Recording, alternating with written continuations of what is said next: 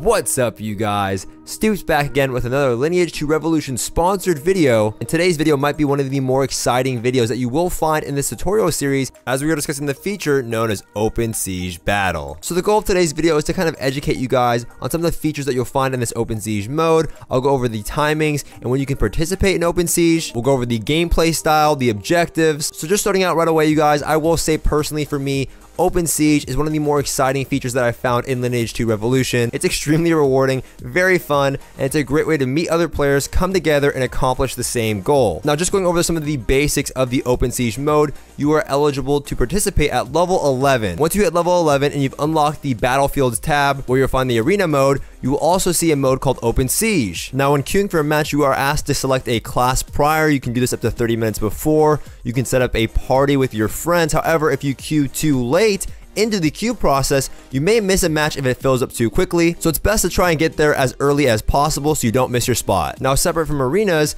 the reason why I think level 11 is a great time to participate is Open Siege mode allows you to pick any class or race of your liking. Perhaps you're a mystic and you're working your way to becoming a bishop, but you've always wanted to try out the treasure hunter. You are able to do this. You can pick any class, any race, including their subclasses, that you can test out for yourself in PvP combat. And again, this is why I'm saying it's an amazing feature at level 11, because it allows you to try out all the classes of your liking, all the special unique subclasses because of their races, the ones that you'd be eligible for transfer at level 31.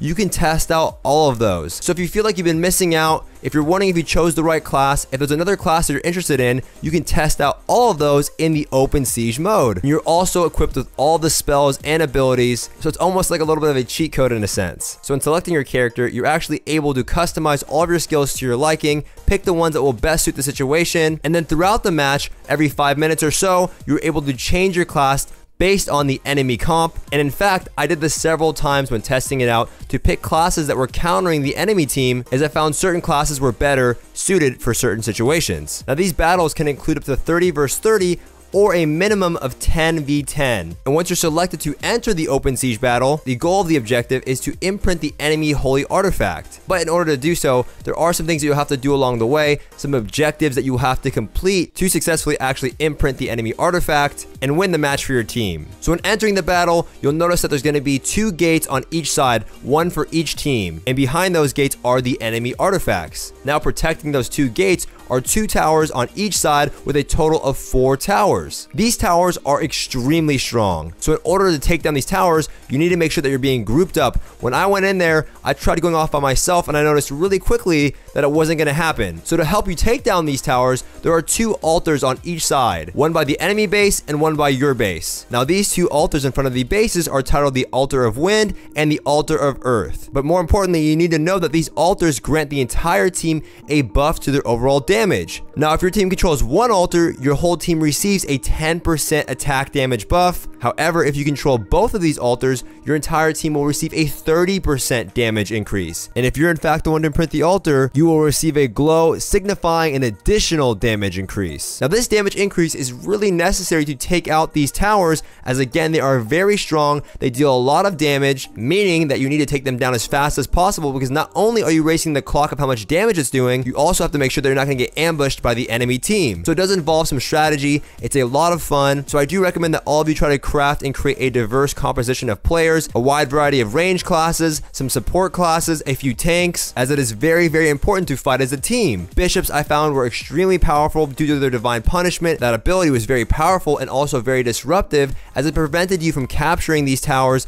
these altars, and trying to complete these various objectives. So perhaps you have control of both of the altars and you're going to push towards the enemy tower, but then you see that you're losing one of the altars. You can have 1 to 2 players head over to one of the altars and try and take back control of that altar to maintain that 30% damage increase. Now, the middle of the map is also a very important to have control of. A lot of the battling goes on there, but there's also a well that grants AoE healing to everyone around it. So having that when not having a lot of healers is very, very important. So it's very apparent that having both of the altars as well as the healing well offers a lot of map control, which is essential to pushing down the enemy gate. Now, on the topic of healing, you are given a certain amount of HP potions when fighting in the Open Siege battle, and you can opt to purchase additional HP potions with Adena, because for example, if one of your healers die or you are trying to back cap an altar, having those potions are very, very important. Now, this might sound a little crazy, a little messy. 30 versus 30. How do you control all of that? You can have somebody opt to be the leader of your team. Your leader has the ability to ping on the map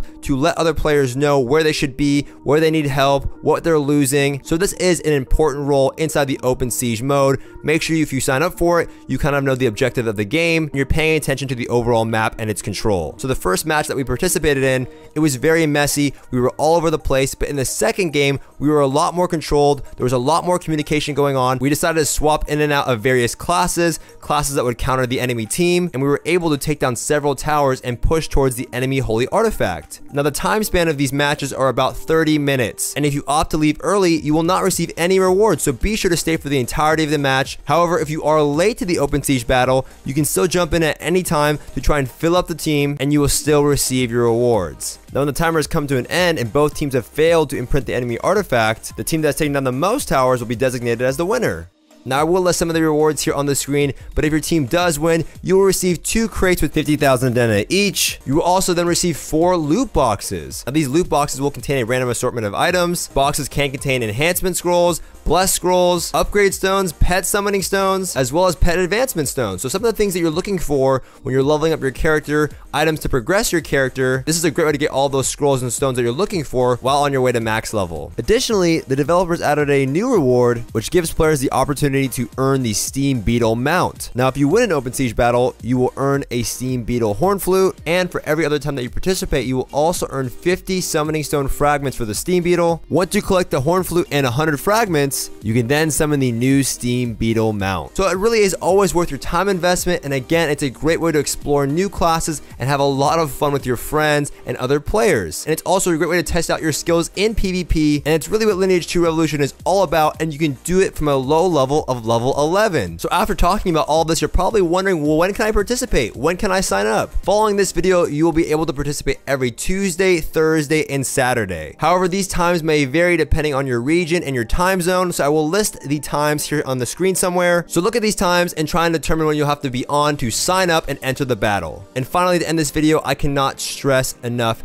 how great of an opportunity it is for you guys to test out all these different classes. Perhaps that is one of the coolest features of Open Siege mode, is that it allows you to finally try out various classes across the game. There are so many races, so many classes, so many things to choose from, and once you hit level 11, you're eligible to participate in all of this fun. And that's it, guys. I hope following this video, you are all much more educated on the Open Siege process, what are the proper strategies on how to win the match, and also how and what time of the days and week you guys can sign up. But that's the end of this video, you guys. I hope you enjoyed it. If you did, be sure to give the video a thumbs up. If you have any more questions about this mode or anything in general, you can leave in the comment section below and I'll get back to you guys right away. Try not to miss me on my YouTube live stream and answer all of your guys' questions in depth. Do not forget to subscribe, and I'll see you guys next time.